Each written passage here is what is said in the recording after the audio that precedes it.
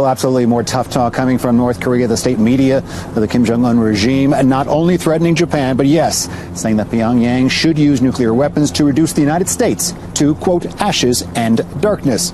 Again, this is more fallout from the U.S.-backed UN sanctions following North Korea's recent nuclear test. This as defense officials are telling Fox News that they are seeing mobile missile launchers being moved. This could be preparations for another launch. At the very least, it's a sign of caution, Bill. But those sanctions are nothing compared to what ultimately will have to happen.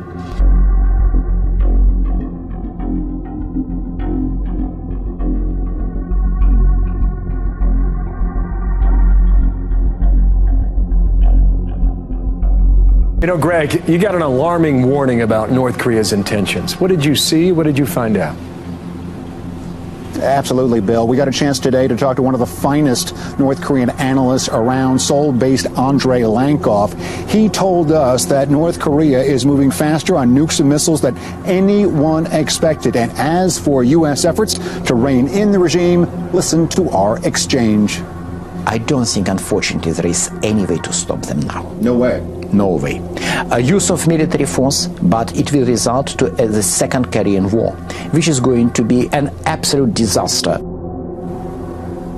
Now, Lankov claims that sanctions and diplomacy are not going to work. The North Korea wants more nuclear-tipped ICBMs to target United States cities. And then they might talk, but only about a nuclear freeze in exchange for political concessions. Now, while he claims, Bill, that Kim Jong-un realizes that if he uses a nuclear weapon, it could be the end for him and the regime, and he probably won't use it, he also says that there's a real possibility of a mistake or, as Andrei Lankov puts it, bad luck. We are getting more reaction from North Korea regarding those recent UN sanctions against the regime, and the words are not pretty. We're hearing from the foreign ministry via the state media there. It is condemning the sanctions, categorically rejecting them, and yes, saying the regime will work at a, quote, faster pace to build up its offensive arsenal. This amid reports that we are seeing from analysts that we have worked with, that we trust, of new activity, vehicles, construction equipment at a site of a recent nuclear test. A possible sign, these analysts say, of future tests. Now, these same folks are saying that the detonation that we saw in the past 10 days, bigger than we thought. The original estimate was about 100 kilotons. Now they're saying it could have been 250 kilotons. That puts it well in the range of a thermonuclear device. Very worrying. Amid more saber rattling coming from South Korea. This time the Air Force, they conducted today the first live fire test of an advanced air-to-land cruise missile capable of hitting targets in North Korea. This comes just one day after those exercises that we observed involving South Korean and U.S. Marines.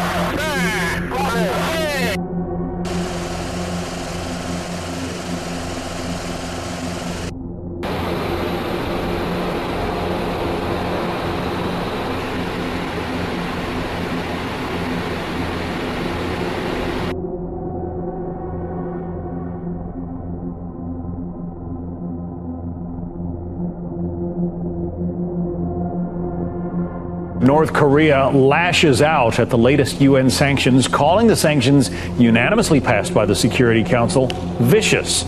That rhetoric just 2 days after U.S. Ambassador to the UN, Nikki Haley, issued this reminder to the world. These are by far the strongest measures ever imposed on North Korea. They give us a much better chance to halt the regime's ability to fuel and finance its nuclear and missile programs. But we all know these steps only work if all nations implement them completely and aggressively. I'm joined now by Gordon Chang, Asia analyst and author of Nuclear Showdown: North Korea Takes on the World. The sanctions were not as tough as the U.S. wanted, but they're tougher than has been in place before, and China actually backed them. Yes, but China's backed the previous 8 sets of sanctions. This is number 9, and they're just a marginal increase over number 8, which were adopted on August 5. The real problem with sanctions, John, is that these are half measures, and because of them, we're going to wait to see if China and the rest of the international community enforces them. But we don't have that much time, because the North Koreans are within 9 months, a year, maybe 15 months of being able to put a nuke on top of a missile that'll be able to reach the American homeland. We don't have very very much time to figure this out.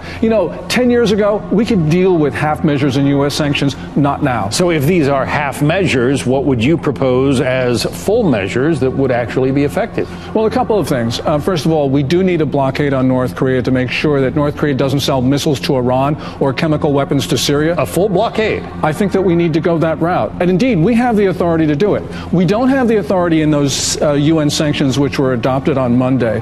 But because the North Koreans have abrogated the Korean War armistice at least 3 times, that means that we can sink North Korean ships. We're not going to do that, but if we have the authority to sink ships, we certainly have the authority to board them and to inspect for weapons. Because the North Koreans have been selling everything they've got in their arsenal to the Iranians and to others. We cannot allow this serial proliferation to continue. And unfortunately, we've been doing that now for 2 decades. The key, you say, is China. But again, China did vote for an increase in sanctions. What leverage do we have against the Chinese? Enormous amounts of leverage. We've got points of leverage. For instance, biggest Chinese banks have been money laundering for the North Koreans. That's a violation of U.S. law. Treasury Secretary Mnuchin can declare them to be primary money laundering concerns under the Patriot Act. That denies them dollars. Without dollars, that's essentially a death sentence. Also, the other thing is we have a much larger economy than China's 18.6 trillion last year against China's claimed 11.4. Big economies can push small economies around. Also, we're the trade deficit country. We ran a trade deficit with China last year of $309.3 billion.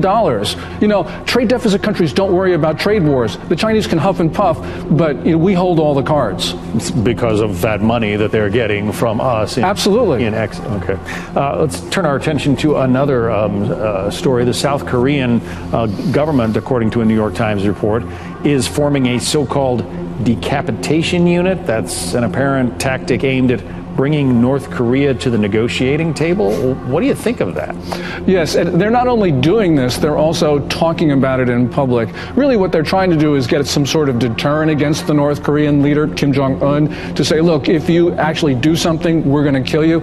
But they don't really need, the South Koreans don't need to talk about this. We just need to increase our capabilities.